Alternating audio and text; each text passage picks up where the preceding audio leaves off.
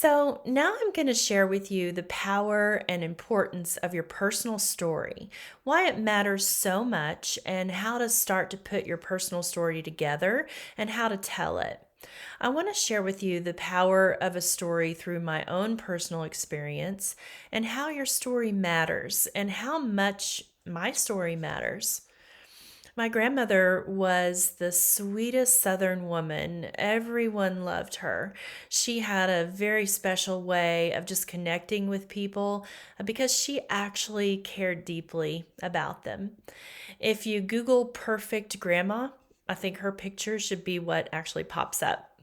Years later, after my grandmother had passed away, I found myself speaking to a group of women, entrepreneurs, and as I was encouraging them and teaching them to tell their story and how their story really matters, I felt a confliction kind of come over me that there was a part of my own story I hadn't shared publicly, and it was really the moment that my grandmother broke my heart. I was wrestling with this flashback in time while I was teaching and speaking. And in my mind, all of a sudden, I get this download. I felt him in that moment, and I heard a story not shared doesn't serve. Oh, wow. Okay.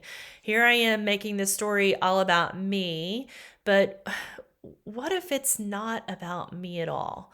It's my story, but what if it's about sharing it so it can serve other people? If I never share it, I can't serve anyone. And so I kind of make this half commitment. Okay, I'm going to share this story. I'll do it. And literally 10 minutes into the teaching, this natural opening for me to share this story happens. And I'm wrestling with myself. Can I even tell this story? I literally just decided 5 minutes ago to tell it. How am I supposed to do it? I don't even know what to say yet. And so I just let go and tell the story of of literally just what happened. And it was me. I sat beside my grandmother's bed 2 days before she died of breast cancer that had spread throughout her entire body. And I could actually see the cancer under her skin. It was like little black rocks under rice paper. It was just everywhere. And she had just been diagnosed and only had days to live, and it was just a struggle to even figure that out, to just comprehend it. And I asked her, did you ever feel anything or have any idea that you were sick? And, because we know cancer doesn't just happen in a day, it had to be growing and spreading for years. And she looked at me and she said, Wendy, I knew something was wrong. I had felt a lump decades ago and I didn't go to the doctor. I just didn't want to bother anyone to talk about it, so I didn't tell anybody. I was always busy taking care of somebody else. It was like in that split moment, my heart just broke completely apart. So I tell you that story, and in my mind, it was completely awkward and uncomfortable. But okay, I shared it, and whew, that's over, and I never have to do that again. And a little bit later on, as I was teaching, the lady, a certain lady, pulls me aside, and she says, "I cannot believe that you told that story." She said, nobody knows this, but I think I have something going on. I think I have a health issue, and I haven't told anybody, but I'm telling you. I just keep running my business and taking care of my family, and I just don't want to think about it. Can you help me? Wow. What if I wouldn't have shared that story that day? I realized in that moment so many women need empowerment and a safe push to take care of themselves. I think a lot of times we think no one wants to hear my story, or the reality is your story does matter. People need to hear your story. They can find tremendous hope and confidence and courage through your story. And one of the things that's helped me have the courage to share that story, even though it is emotional and it's reliving it, is remembering that my story is not really about me. It's in service to others. So the next step is take your story that matters. Now, how do I share it and how do I start?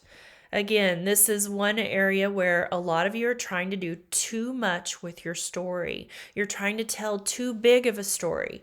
So I want to take you through a simple exercise that all my clients do.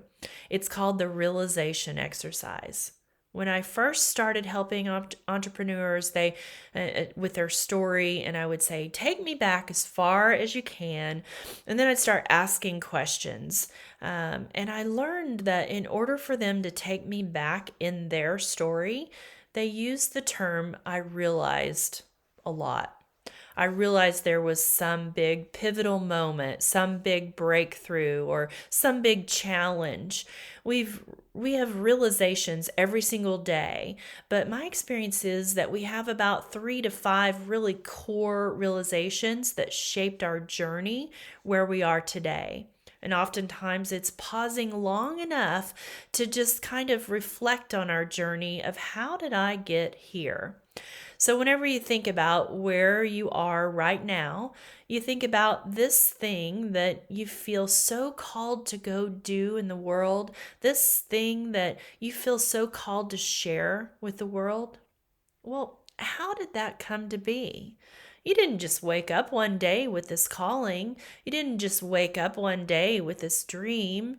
Your life has really led you here.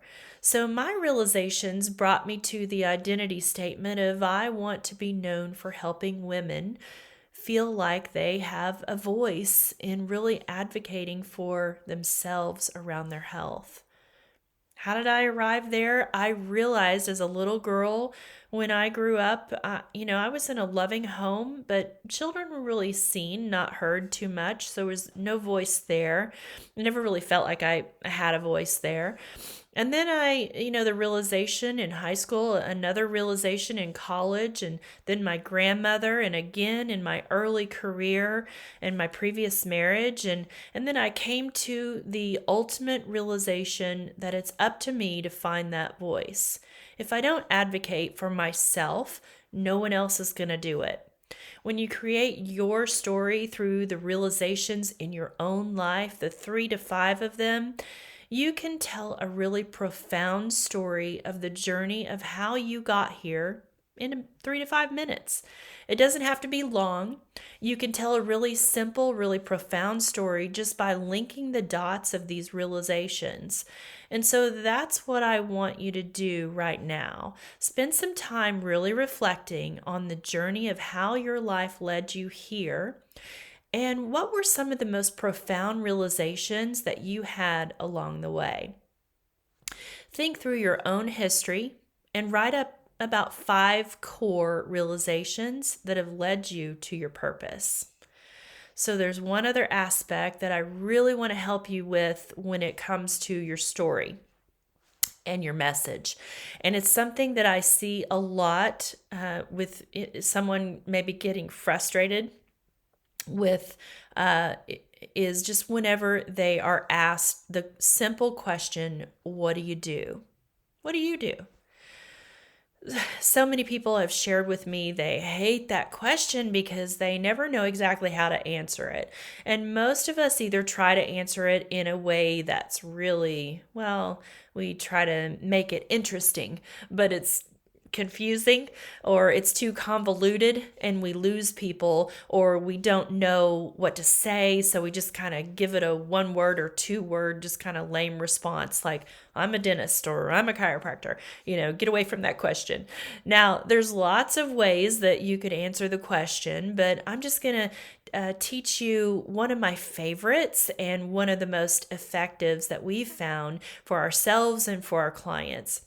What I do is what I believe, and what I believe is, and insert one of the statements we've helped you with so far. You could insert your identity statement. You could put your purpose statement there of what you're committed to. You could insert, we believe you deserve. And I will just share an example of how you can do this. So I could say, well, what I do is what I believe. And what I believe is women deserve to have a voice advocating for their health.